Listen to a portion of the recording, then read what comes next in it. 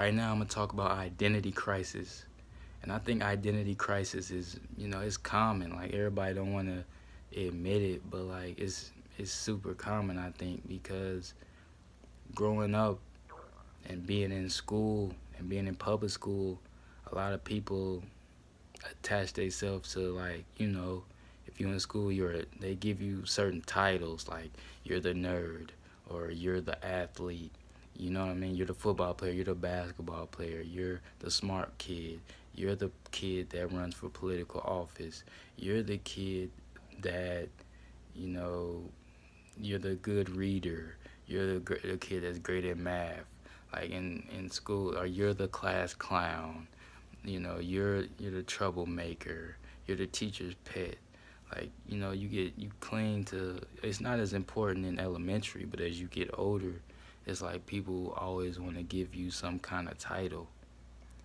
And as you get older, it moves into like you pick the field in which you want to work in. Whether it be a lawyer, doctor, you want to go to college, you don't, mechanic, you picking the field you want to go in. And sometimes, like, especially in the black community, in some other communities too, if you don't have like a dad present or a father present, your male role model is missing, which kind of, your direction is it may be a little bit harder to find your direction because the person who's supposed to lead you, isn't there to lead you. And so you become more susceptible to, you're still susceptible to what your mom says and other family members, but you become more susceptible to what the world is saying, what the news is saying, what the media is saying.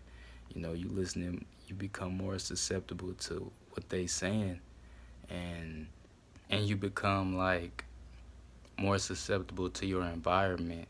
So you looking at the winners in your environment. Who are the guys winning? Who are the guys getting the women? Who are the guys that are them guys that are cool, that everybody want to be like? And that's where a lot of guys look to. And for the past, however many generations, the guys that a lot of guys in the black community looked up to were the guys that were getting money, the guys that had influence, the guys who had power.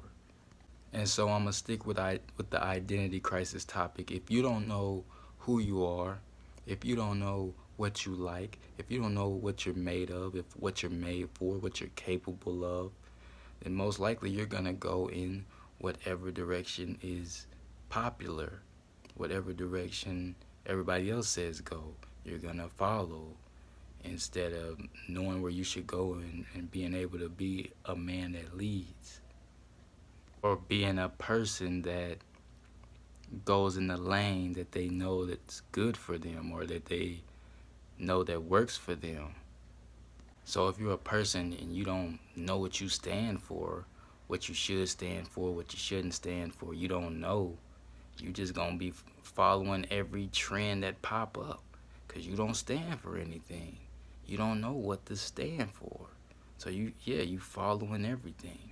The unfortunate thing about that is once you go down some roads, everything isn't always gonna be the same or be exactly the same anymore.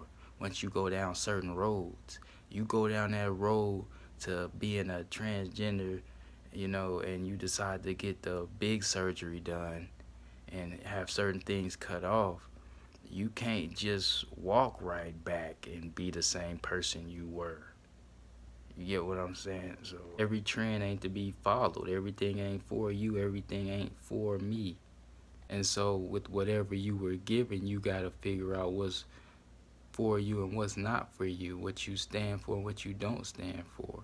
I will say that belief in the Bible and reading the Bible has never led me to a bad situation. I can say that. It's never led me to regretting reading it. I might have felt bad reading something, or it might have revealed something I didn't like, but it's never led me to anything wrong. You get what I'm saying? I've heard people say that the Bible controls you. The Bible doesn't control you, because you control whenever you pick it up and read it. You control whether you read this passage or read that passage. You control whether you follow this or follow this rule or follow that rule, or you control all of that. It don't control you. You control you.